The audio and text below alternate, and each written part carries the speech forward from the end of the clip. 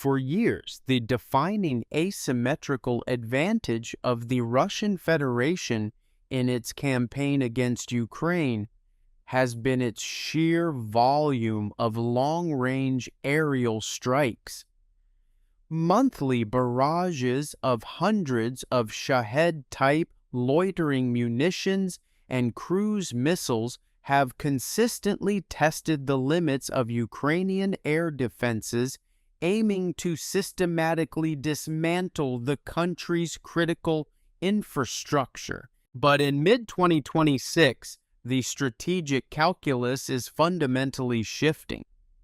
A decisive warning has emerged from Kyiv that signals a massive transformation in Ukraine's deep strike doctrine. Ukraine is rapidly moving toward a production capacity aimed at sustaining a massive output up to 600 long-range strike assets per day. The objective is clear: to force Russia into a state of defensive parity, ensuring that the domestic costs of the conflict are felt directly within Russian borders. During a high-level summit with leaders from the Baltic and Northern European nations, Ukrainian President Volodymyr Zelensky outlined this ambitious domestic industrial roadmap. The target of 600 long-range drones and precision missiles per day is not an arbitrary metric.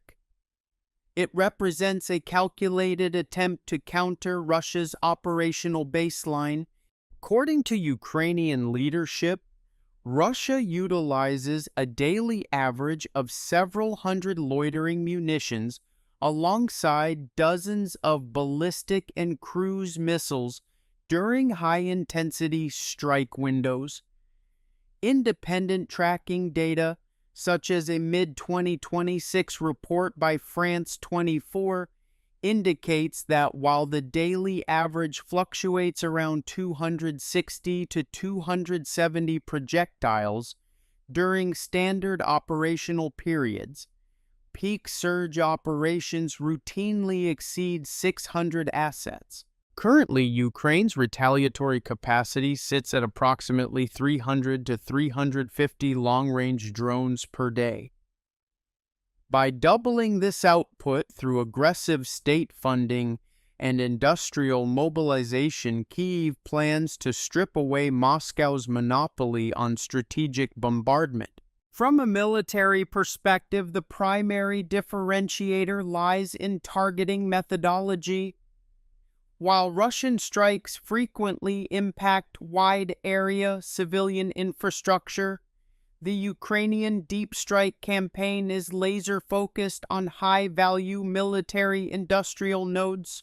By scaling up precision-guided swarms, Ukraine aims to systematically dismantle Russia's logistical backbone: oil refineries, fuel depots, assembly plants, and forward operating air bases. Moreover, this serves a critical psychological objective. For over 4 years, the Kremlin has carefully managed domestic perception, maintaining the narrative of a controlled special military operation. By bringing high-frequency, highly visible explosions to economic hubs deep inside Russian territory, Ukraine's accelerated production schedule directly pierces this domestic information bubble, forcing the Russian populace and military elite to confront the hard realities of total war. This massive industrial expansion is part of a broader systemic overhaul within the Ukrainian armed forces.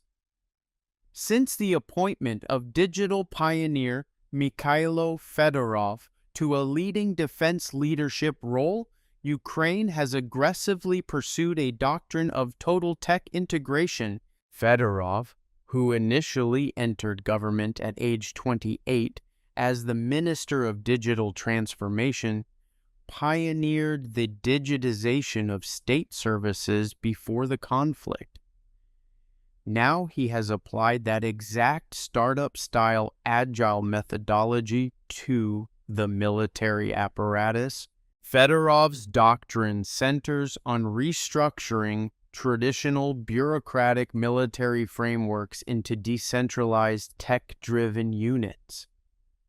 His stated goals for the 2026 defense paradigm are fiercely ambitious, achieving a 95% interception rate against Russian loitering munitions, deploying autonomous ground systems to completely replace frontline infantry in high-risk logistical transport, and utilizing attrition-based drone warfare to neutralize thousands of occupying troops monthly. A critical component of this overarching strategy is the newly unveiled long-term development concept for rocket forces and artillery confirmed by Commander-in-Chief Alexander Syrskyi.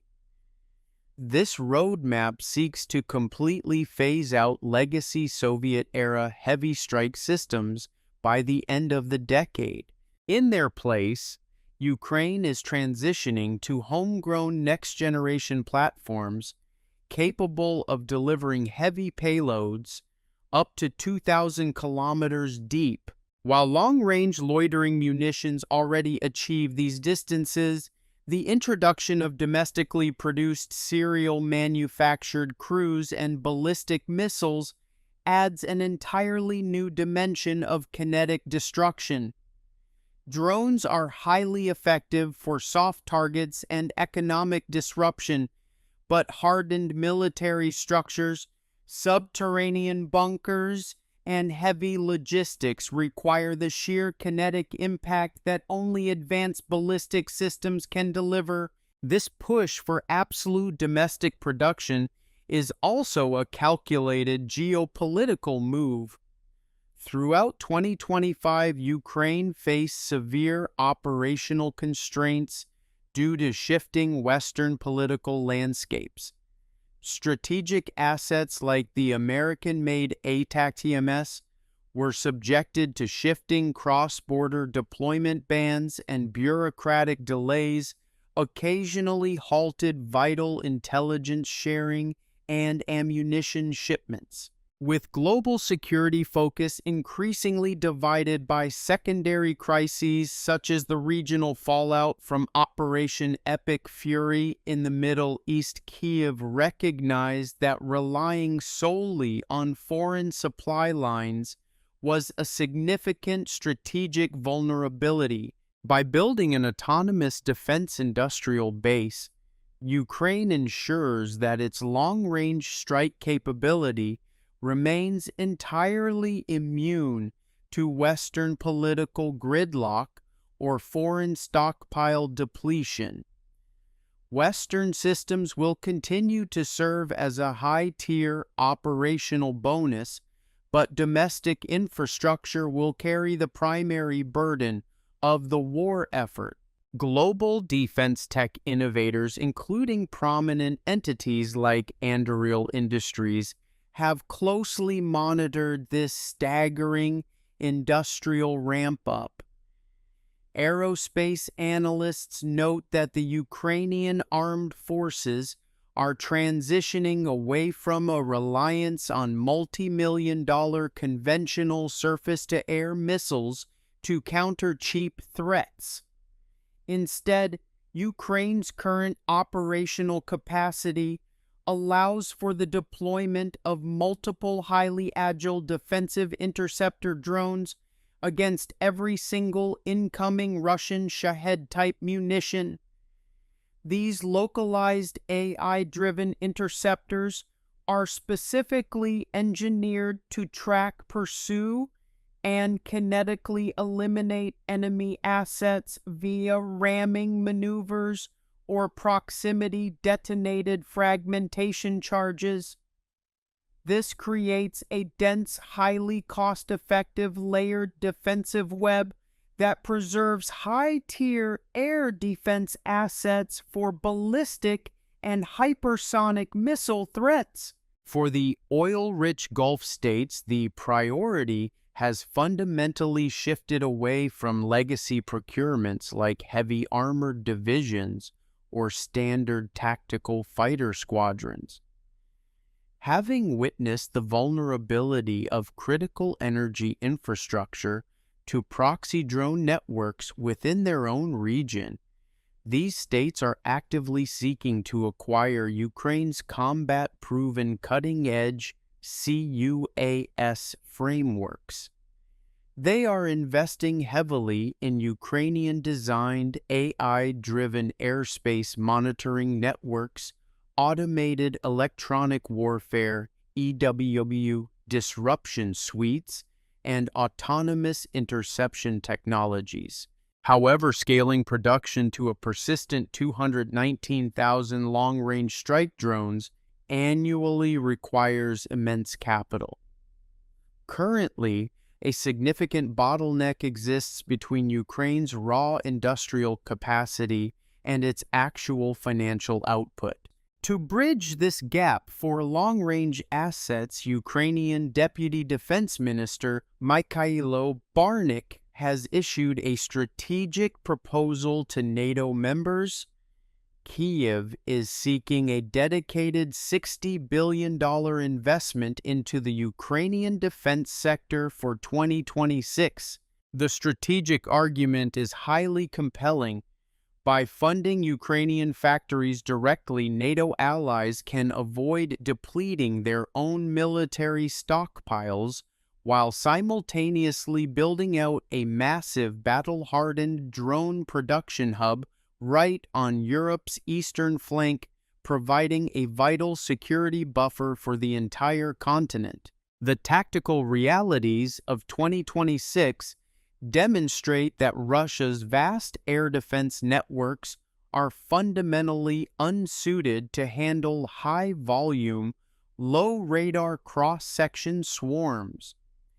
We saw clear evidence of this just days ago when Ukrainian long-range strike drones successfully bypassed layered defenses to strike a critical Russian Baltic Fleet naval installation, heavily damaging a high-value warship undergoing reactivation. If Ukraine secures the necessary capital to turn the 600 drones per day threshold from an industrial capability into a daily operational reality, the Kremlin will face an unsustainable attritional crisis.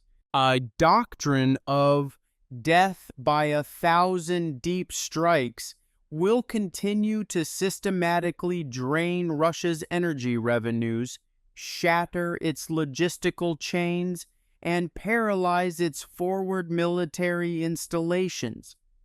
The technical roadmap is set, the infrastructure is built, and the tactical precedent has been established. Thank you for watching.